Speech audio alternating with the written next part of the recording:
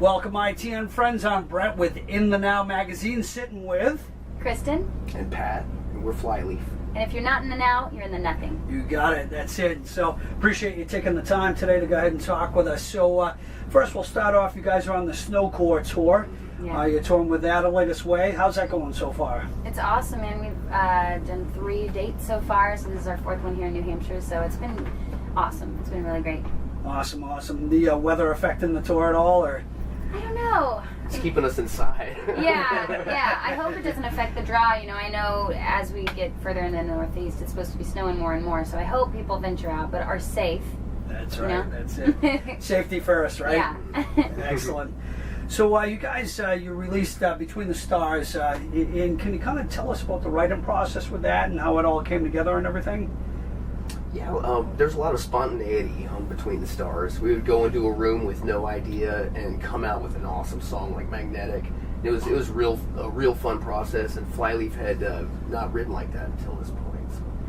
Now the interesting thing, it's the first album with Kristen, correct? Right. Okay, so now can you kind of take us through the process of how that all came together with bringing you into the band? And, you know, I guess at that point too, could you say that possibly there was a moment where Flyleaf was done? Any and every thought crossed our minds, but we were certainly blessed to have Kristen come in. How'd that take place?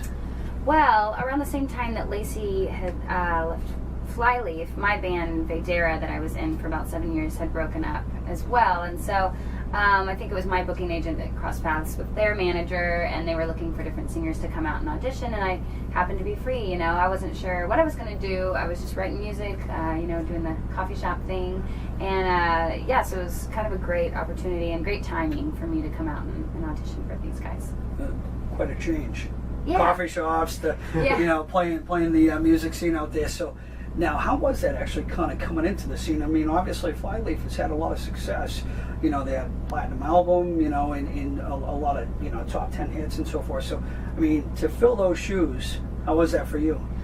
Honestly, yes. I guess if you think of it in that way, it could be a bit overwhelming. But my band toured, just about as much as Flyleaf. So really, I think the cool thing about Flyleaf is that they're such hardworking guys, and they're always touring, they're always writing, and they're always working, So really, if you just take it day by day, it wasn't too different than being in my previous band. Now, there's more kids at shows, so that's a good thing, Nice. So I think. But other than that, really the only thing that took a little getting used to was, filling the shoes of someone that had previously been a lead singer, and that was Right. new for me. But I think it's been challenging in a good way, and it's made me have to have even more, confidence in what I do and be okay with with who I am, moving forward as an artist. Sure. How about for the band? I mean, was it, so obviously you went through an audition process and everything, and was it Kristen came up and you're like, there she is? It pretty much was just like that. Before we finished the first song in the audition, I kind of had that feeling like she's probably the one. I hope she is. Yeah. So she has been so far, right? Mm-hmm. So it sounds like it's going to be a good fit for you guys. So now, obviously, with this latest album, you guys worked with producer Don Gilmore. Obviously, he's worked with some pretty big bands, including like Linkin Park. Breaking Benjamin, I think. Korn. So So how'd that go?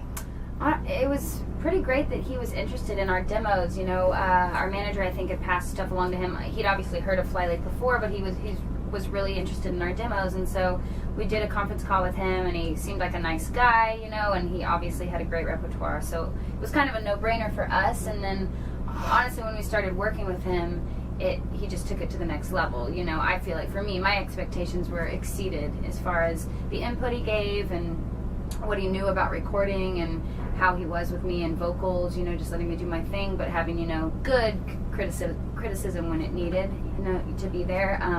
So overall, I was super pumped in how it worked. It sounded like reading some interviews and that he was pretty mellow too. It wasn't about making sure everything was just dead on, and it was more or less kind of a relaxed atmosphere. Would you say, or He was always trying to get us to be less serious. So Yeah, I enjoyed that. Yeah, that's great. That's great. That's the way it should be in the studio. Have some fun, right? Mm-hmm. So, "Set Me on Fire," the single. You guys got that from Divergent? Yeah. I mean, essentially, right? Obviously, a very big movie. You guys watched the movie, and you wrote "Set Me on Fire." So how'd that all kind of come together? Well, we actually wrote it from reading the book. Okay, because, I'm sorry. No, you're fine. I mean, yeah, same difference. But Veronica Roth, the author of the book, actually was a previous fan of Flyleaf, and when I found out about that, I was like, I gotta read this, woman's book. I'd never heard of her before, and then I noticed that book had really, caught some good reviews and stuff, and I was really taken by the story. I thought it was a really great story of a female, experiencing something for the first time and taking herself out of her comfort zone and igniting her passion for life more than she'd ever experienced before. And so we just kind of vibed off that idea. Pat had read the book too, and so had Samir, and that's how Set Me on Fire was born. Does she know that she influenced that song? I think so. I think some Twitter words have been, exchanged, and our fans have certainly told her. But we haven't been able to see her in person. I think she's been pretty dang busy ever since her, book turned into a movie. I mean, it's crazy. Monster hit, too. Yeah. So that's cool. Nice. So, I mean, I guess what you say, I mean, where do you take your influences from? I mean, is it just everyday life or movies or something specific? Or, I mean... It comes from a lot of different places. Yeah. Situate real life scenarios often speak the loudest in songs I've found. I guess I can kind of segue into, I mean, obviously Flyleaf has been labeled as like a Christian band, right? So how do you guys feel about that? Do you feel good about labels? Is that correct? Or labels create categories, and those inevitably lead to people saying, I'm better than you. We're not about that. We're definitely about do unto others as you would have them do unto you. I think in that aspect we're a Christian band, but our music's for everybody. We love to see everybody at our shows. I gotcha. Loud and Proud. You guys, you're working with Loud and Proud Records. How's that going so far? It's great. Tom Lipsky and Madeline are two key, people over there, and when we were deciding if we were going to sign to a label at all, we crowdsourced the funding of our album through Pledge Music, and we kind of liked the freedom of not having a label for a little while. So I think for us both, me and the band going in, we wanted to find a label that made sense for us, creatively, that understood where we were coming from, and it was kind of a joint effort where we all had something to give, but it wasn't us like a little fish in some big pond and that they just told us what to do all the time, basically. We didn't want it to be a typical major label kind of feel, and Loud and Proud was not that. Tom is all about us collaborating and sharing what our strengths are. That's great. So it's not one of those, here's the music you're going to make. Right. Us. It's not that situation at all. So actually, I interviewed Steve Whiteman from Kix a while back, and they're with Loud and Proud too, Tom Lipsky, and he had nothing but great things to say about him as well. So obviously, it seems to be a pretty common theme with Tom. So that's great. Life on the road. We're sitting here on the tour bus. Tell the fans out there. I mean, we all sit here and we think, being on the road, how awesome is that? Is it awesome? Is it we're on a bus, or how does that work? It is awesome in that there's someone new every night, but you're living on top of like 17 people. Yeah. That can get weird sometimes, but it's fun. Yeah, I'd say it's both. It's awesome and annoying. It's great though. No, it's such a blessing. Well, especially for you, Kristen. I mean, you're the only female. I mean, no, I'm not. It's pretty great. Our tour manager is a female, and she brings out her son, and the nanny is one of my best friends, and she's a female, and they all have wives that come out, and so there's actually some major girl power on the stuff. Spice Girls, right? Yeah. So after Snowcore, what's going on with Flyleaf? You guys gonna head overseas, Australia, Asia, Europe? What's going on? Festivals? I'd love to do that. We're going to do some more of the States, actually, on the Revolver Tour, I believe. Does that kick off in April? Yeah, April. Nice. So people can expect to see you. Is that confirmed? It is. I mean, ish. It's not really. Yes, not. I don't think we're announcing it yet. Out, yeah, but we're trying. The thing is, since we are staying in the States again for another tour, we'd like to get to some markets that we haven't been. Like I've never been to Florida with the guys, at Flyleaf. So Florida, New Orleans, try to get over there a little bit too. Is there a show that stands out as the most memorable? Obviously, Pat, you've been here for a while. Kristen, I mean, not quite as long, but so maybe you have two different shows that stand out. But is there one that you're like, Wow, this is amazing. Your shirt reminds me of a year we got to play Download, and we were on early in the day, but it was on the main stage, and I'm talking people as far as you could see to the What year was that? I think it was 09. Yeah. That Download's amazing. I think for me, the shows we played in Russia and Sydney, just, you know, it was the first time being in Australia and Russia, you know, both of those places. So that in itself had this certain just feeling. You feel a little bit more awake in your senses, you know, because everything's different than America, and the people are so excited to see you because you don't get to make it over there often, you know. And so the Sydney show was really amazing, and the St. Petersburg show in Russia, I remember just the fans being so engaged and really thankful to be there, and that's always a blessing for us. So in your short period of time, you've actually done some pretty extensive touring, huh? Yeah, I mean, awesome. Yeah, definitely a lot of touring. With your prior band, were you touring worldwide too? Or? We toured all over the States a lot, in Canada, but we never got to make it overseas. So that's, why with Flyleaf, I'm like, let's go, let's just go over there. You know? I would love to. I know they've been to some amazing places. So That's quite the experience. Is there a favorite band that you've toured with that you like, love these guys, beyond this tour? so you know. Yeah. Stone Sour, they're really great. Nice. I feel like this tour, the more that I watch these bands, one of them might be. So I'm just gonna wait on that. Wait to answer that question. No answer right now. We'll Yeah. get back to her on that. I'll ask you this, and we'll see if you answer. Worst band to tour with? Was there a band that you said, you know what? I do not like touring with this band, and I will never do it again. Here's your chance. Tell them.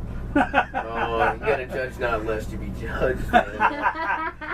Let's just put it this way. Maybe not a bad band, but a band that you just didn't quite click with, to be political about it. I don't know. Nobody stands out? Maybe individuals and places, but it's never a whole band. We've been like, nah. There was never a tour where you're like miserable, like, oh man, this is not good. There's usually someone who can like have a redeeming quality, you know, whether it's somebody's tour manager or somebody's merch guy or something. Gotcha. So you end up making friends with someone on, you know, in that group that it doesn't totally overshadow if someone's being a not cool person. You can say whatever you want, Kristen. It's The okay. D word. Rhymes with whoosh. A D swoosh. So how about this? Two bands existing today that you could tour with. Who would it be, Pat? Oh man, Deftones. And Lullwater again. I really love those guys.